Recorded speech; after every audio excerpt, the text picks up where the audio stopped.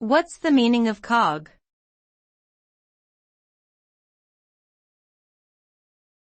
Cog.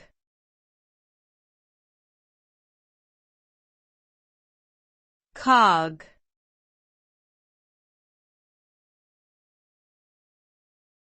Cog.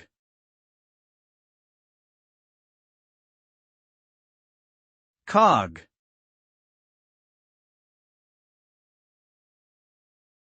The word cog can have various meanings depending on the context. It can refer to a tooth on a gear wheel, typically used in mechanical systems. It can also be used as a verb, meaning to manipulate or influence someone in a subtle way. In some regions, cog is a dialectal term for a type of fishing boat. Additionally, cog can be an acronym for center of gravity, which is a physics concept. Overall, the meaning of cog varies based on its usage and can relate to mechanical systems, fishing boats, subtle influence, or physics.